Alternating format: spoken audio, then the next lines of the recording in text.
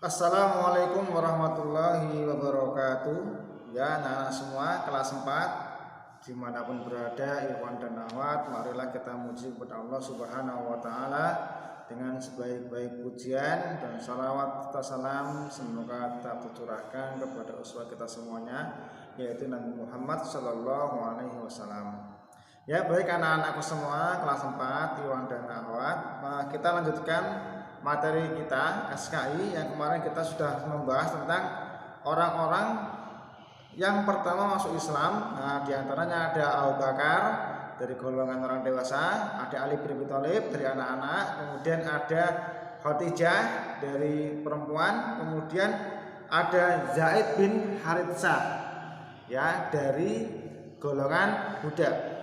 Anak-anak semua, kemudian sudah disebutkan juga setelah dakwah Syriah, ya dakwah secara sembunyi-sembunyi, Abu Bakar itu mengajak beberapa teman-temannya, ya, untuk masuk ke dalam agama Islam, agama Tauhid. Ya, diantaranya adalah Utsman bin Affan, kemudian Thalhah bin Ubaidillah, Sa'ad bin Abi Waqqas, Abdurrahman bin Auf, kemudian Az-Zubair bin Al-Awwam, Bilal bin Rabah, Abu Ubaidah ibnul Jarrah, kemudian Ammar bin Yasir. Ammar bin Yasir ini juga termasuk orang yang miskin, yang mereka itu disiksa, bahkan keluarganya, ayah dan ibunya mati dalam keadaan syahid. Nah, ibunya Sumayyah, bernama Sumayyah, wanita yang mati syahid pertama dari agama Islam, dari orang-orang mukmin.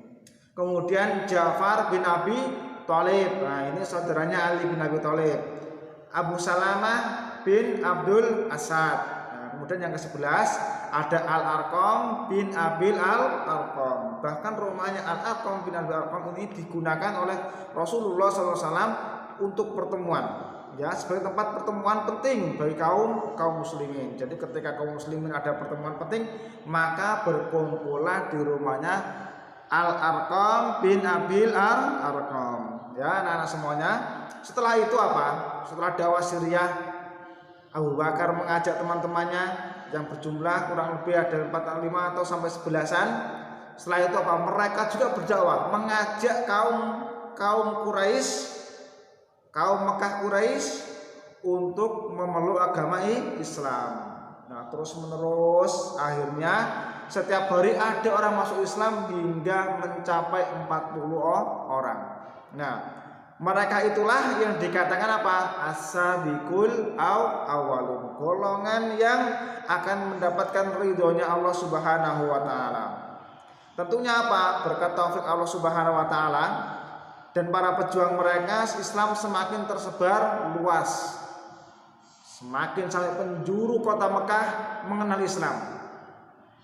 Dan dibarengi juga semakin sengit pula orang-orang kafir Quraisy terhadap Islam, ya. Dan inilah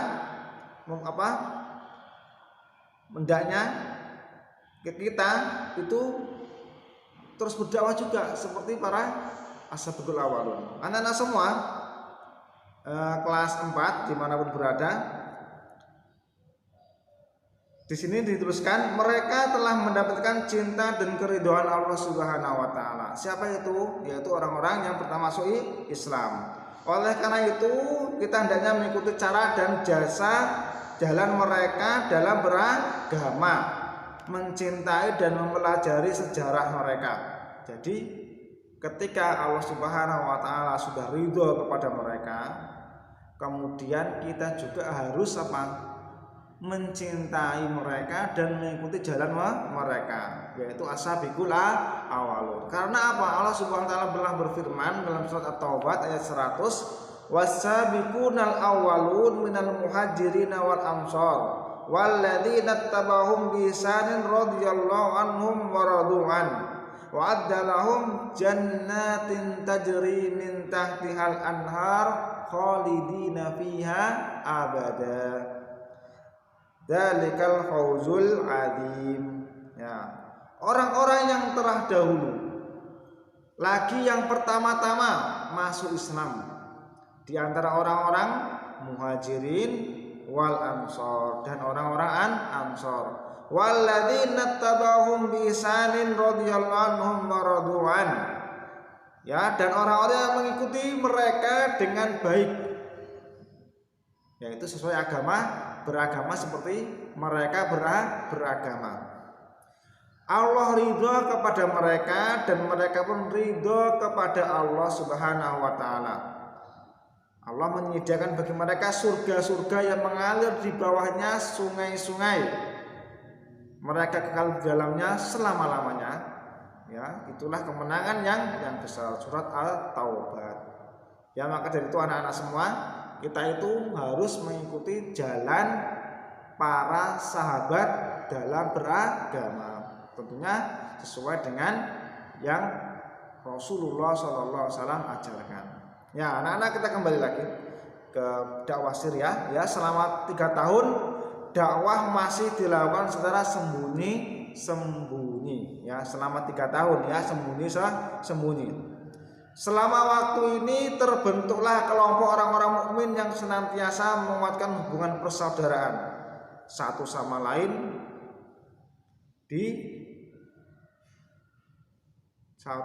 saling menguatkan.